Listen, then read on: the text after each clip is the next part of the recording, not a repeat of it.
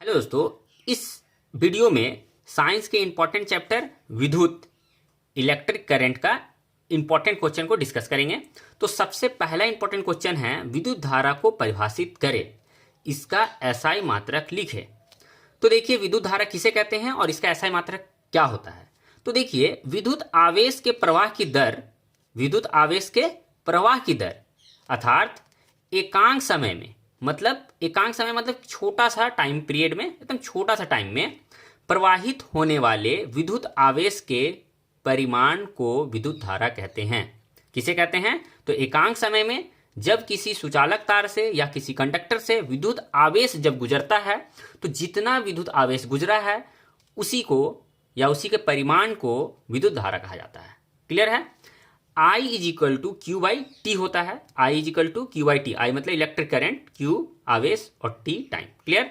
इसका एसआई मात्रक होता है एम्पियर। याद रखने का है, विद्युत धारा का एसआई मात्रक क्या होता है? तो होता है एम्पियर। ठीक है, एम्पियर विद्युत धारा का एसआई मात्रक होता है। नेक्स्ट इंपॉर्टेंट क्वेश्चन पे चलते हैं। विद्युत धारा के मात्रक की परिभाषा लिखे। विद्युत धारा के मात्रक की परिभाषा लिखे। इसका मतलब क्या? विद्युत धारा का मात्रक क्या होता है? तो एम्पियर होता है। ठीक है, क्या होता है विद्युत धारा का एसआई मात्रक, या मात्रक क्या होता है? एम्पियर होता है। तो यहां में बोल रहा है विद्युत धारा के मात्रक की परिभाषा लिखे, यानी कि एम्पियर को परिभाषित कीजिए। ठीक है, एम्पियर किसे कहा जाता है? तो आंसर है, विद्युत धारा का मात्रक एम्पियर है यदि परिपथ के किसी बिंदु से, परिपथ मतलब कोई भी सुचालक तार जब एक पाथ बनाता है तो उसी को बोला जा रहा है, यदि परिपथ के किसी बिंदु से प्रति सेकेंड 1 कूलम आवेश संचरित हो रहा हो। मतलब क्या बोल रहा है? किसी भी कंडक्टर से 1 सेकेंड में, यहां बोला जा रहा है 1 सेकेंड में 1 कूलम आवेश गुजरता हो, पार होता हो किसी भी सुचालक तार से। ठीक है, 1 सेकेंड में 1 कूलम आवेश संचारित होता हो, मतलब गुजरता हो, तो उसे, उस धारा को 1 एम्पियर कहते हैं। क्लियर हो गया? 1 एम्पियर किसे कहते हैं?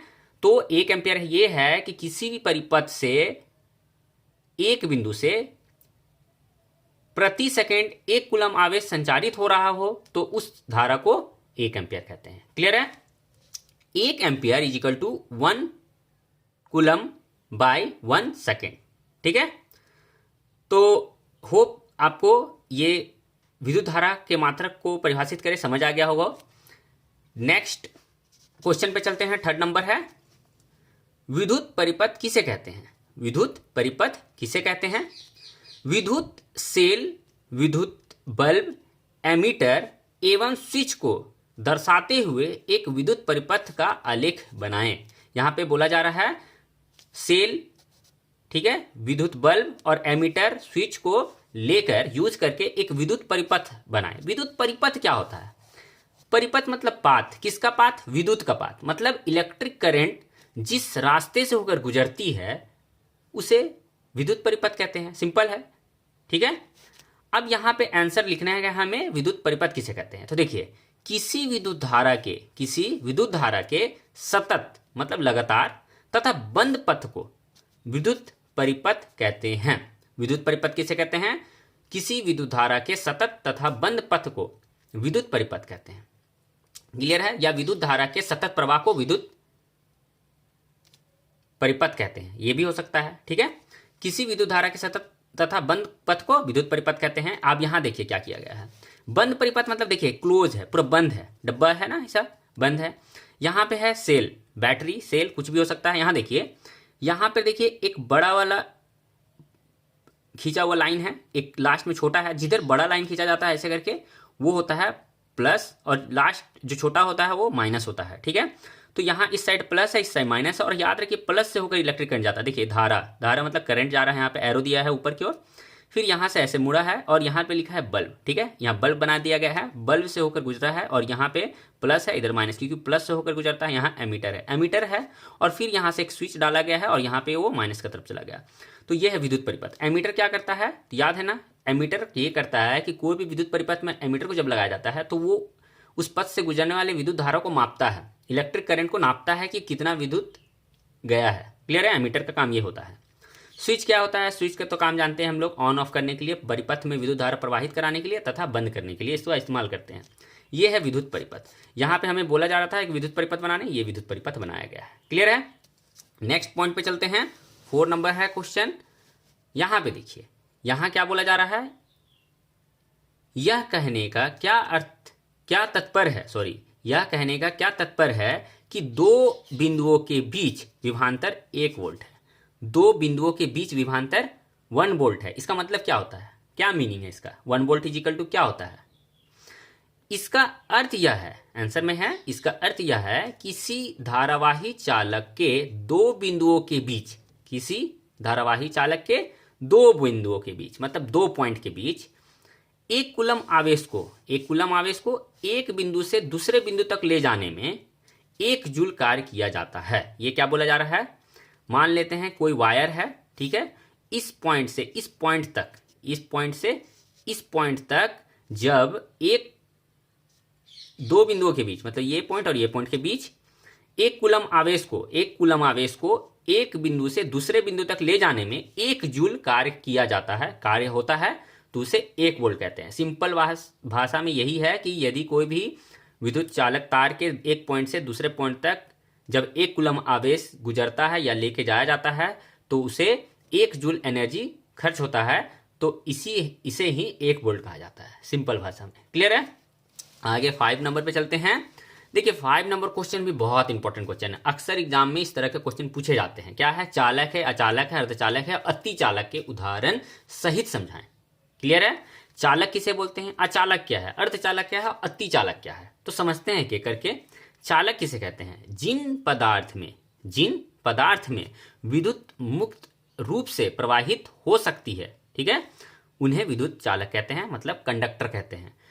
कंडक्टर मतलब इलेक्ट्रिक को प्रवाहित करता है, मतलब ऐसा कोई पदार्थ जो एक पॉइंट से दूसरे पॉइंट तक इलेक्ट्रिक करंट को प्रवाहित कर सकता है। कोई वायर है जैसे मान लेते हैं, इस पॉइंट से इस पॉइंट तक इलेक्ट्रिक करंट क्या करेगा, प्रवाहित कर सकता है, वैसे पदार्थ को चालक कहा जाता है। अब देखिए चालक मतलब वायर। अब देखोगे घर पे तांबा, चांदी, ग्रेफाइट, लवणों के जल विलयन इत्यादि, यहाँ पे एग्जाम्पल में ये बोल रहा है कि ये सब चालक है। एग्जाम्पल, चालक का एग्जाम्पल देखिए, तांबा है, चांदी है, ग्रेफाइट किस में होता है, पेंसिल में। देखिए पेंसिल का ये जो है ना ब्लैक, इसमें ग्रेफाइट लगा हुआ है, ये इलेक्ट्रिक करंट को क्या करता है, प्रवाहित करता है, ठीक है। आगे है अचालक। अचालक किसे कहते हैं, देखिए चालक का अपोजिट है अचालक। जिन पदार्थ में विद्युत प्रवाह आसानी से नहीं होता, इसमें आसानी से होता था, इसमें क्या है, अचालक में नहीं होता है, उन्हें विद्युत रोधी पदार्थ कहते हैं। क्या कहते हैं, नॉन कंडक्टर, विद्युत रोधी पदार्थ। क्लियर है। जैसे रबड़ हो गया, कांच हो गया, प्लास्टिक हो गया, ठीक है, ये सब जो पदार्थ होते हैं ये सब विद्युत के सुचालक नहीं होते हैं, मतलब कुचालक होता है, इसे अचालक कहा जाता है। क्लियर है। अर्धचालक किसे कहते हैं, अब अर्धचालक वर्ड क्या है, ठीक है, सेमीकंडक्टर, ठीक है, वैसे पदार्थ जिसमें सामान्य ताप पर कोई एक कांस्टेंट टेम्परेचर, एक नॉर्मल टेम्परेचर होना चाहिए, सामान्य होना चाहिए, ताप पर कुछ मुक्त इलेक्ट्रॉन होते हैं, कम विद्युत चालकता होने के कारण इस तरह के पदार्थ से होकर कुछ विद्युत प्रवाहित होती है, जैसे सिलिकॉन, जर्मेनियम इत्यादि। ये अर्धचालक है। इसमें एक सामान्य ताप पर, एक नॉर्मल टेम्परेचर पे ही विद्युत क्या होगा, प्रवाहित होगा, बहुत कम मात्रा में, तो उसे क्या कहते हैं, अर्धचालक। क्लियर है, सेमी कंडक्टर। अब हम लोग अति चालक पर चलते हैं। यहाँ क्वेश्चन है, अति चालक किसे कहते हैं, वैसे पदार्थ जिनमें अति निम्न ताप पर बिना किसी प्रतिरोध के, प्रतिरोध क्या वर्ड होता है, ये प्रतिरोध क्या होता है, प्रतिरोध होता है जब किसी चालक तार या कोई भी सुचालक हो, उसमें से करंट को वो खुद, वैसा पदार्थ जो सिंपल चालक वो है ना, जब कोई भी पदार्थ में इलेक्ट्रिक करंट प्रवाहित होता है तो वो उसमें से अपने में से होकर जाने से विद्युत करंट को रोकता है। क्लियर है, रोकने का काम करता है, ये इसका स्वाभाविक गुण होता है। किसी भी चालक तार का वो स्वाभाविक गुण, जिस गुण के कारण वो अपने में से होकर जाने वाली विद्युत धारा को प्रवाहित होने से रोकता है, यही रोकने वाला को प्रतिरोध कहते हैं। क्लियर है।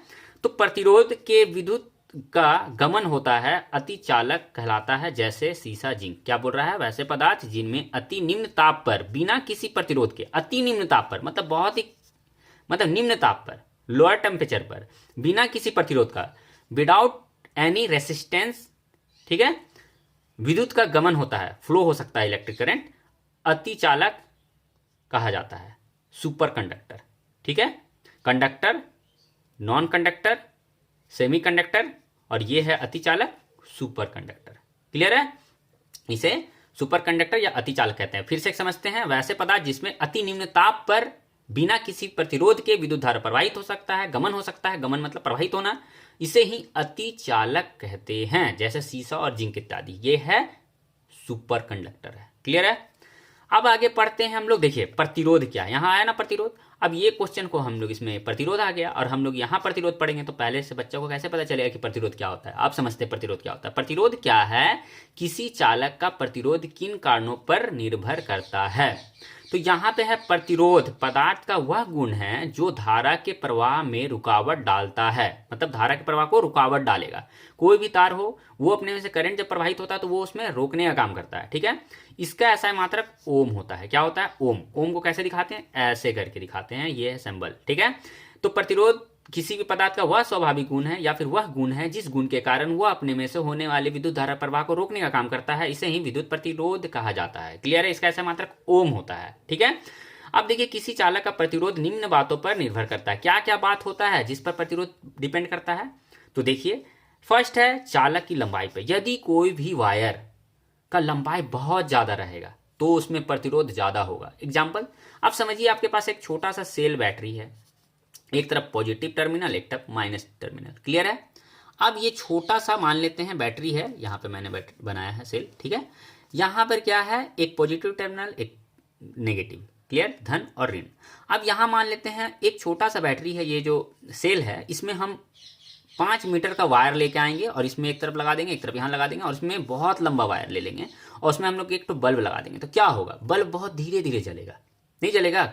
ये प्लस है, माइनस है, बैटरी है, ये सेल है और सेल में बहुत लंबा वायर लगा देंगे, एक छोटा सा एलईडी लाइट लगा देंगे। क्या होगा? ये जब करंट इसमें से जाएगा तो वो वायर ही पूरा करंट को यूज कर लेगा, मतलब प्रतिरोध के कारण वो रोक लेगा और लाइट बहुत धीरे धीरे बल्ब जलेगा। ठीक है, क्योंकि इसका बैटरी बहुत ही छोटा है, ये सेल बहुत छोटा है, इसका पावर को क्या करेगा? वायर ही कंज्यूम कर लेगा। ठीक है, और लाइट बहुत धीरे धीरे जाएगा। मतलब क्या है कि प्रतिरोध कब बढ़ जाता है? किसी भी वायर का लंबाई यदि बहुत ज्यादा कर देंगे तो प्रतिरोध क्या हो जाएगा? बढ़ जाएगा। पहला पॉइंट है।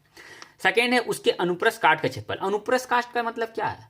जैसे कि मान लेते हैं कि तार का जितनी मोटाई होगी, ये वाला एरिया, जैसे मान लेते हैं एक वायर है, उसको ऐसा करके देखेंगे तो ऊपर से जैसे मान लेते हैं पेंसिल है, तो पेंसिल का ये वाला जो एरिया है वो क्या होगा? मोटाई जो होगा।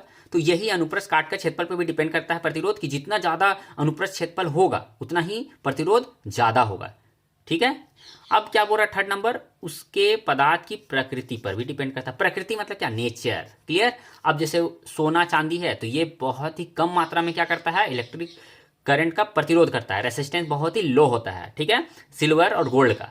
अब हाई में चल जाते हैं तो नाइक्रोम वायर हो जाता है, जो कि बहुत ही ज्यादा प्रतिरोध होता है उसमें। ठीक है, नाइक्रोम वायर याद है ना? नाइक्रोम वायर क्या होता है? नाइक्रोम वायर का इस्तेमाल कहाँ होता है? ठीक है, विद्युत हीटर में इस्तेमाल होता है नाइक्रोम वायर का। अब ये क्या करता है? नाइक्रोम वायर बहुत ही ज्यादा प्रतिरोध उसमें होने के कारण जब भी उसमें इलेक्ट्रिसिटी जाता है तो क्या होता है? वो गर्म हो जाता है, गर्म होकर लाल हो जाता है, जिससे क्या होता है? उसका टेम्परेचर बढ़ने लगता है और टेम्परेचर बढ़ता है तो हम लोग उसका यूज इस आयरन के तौर पर इस्त्री करने का काम करते हैं, आयरन का काम कर लेते हैं। ठीक है, तो ये है आपका प्रकृति। प्रकृति मतलब उसका नेचर कैसा है। ठीक है, तो ये होप आपको ये 6 इंपॉर्टेंट क्वेश्चन समझ आ गया होगा। और यदि अच्छा लगा है इस वीडियो को तो जरूर लाइक करें और कमेंट में जरूर बताएं आपको क्या सीखना है। मिलते हैं इसी तरह के नेक्स्ट इंपॉर्टेंट क्वेश्चन के साथ। थैंक्स फॉर वॉचिंग दोस्तों। Bye bye and take care.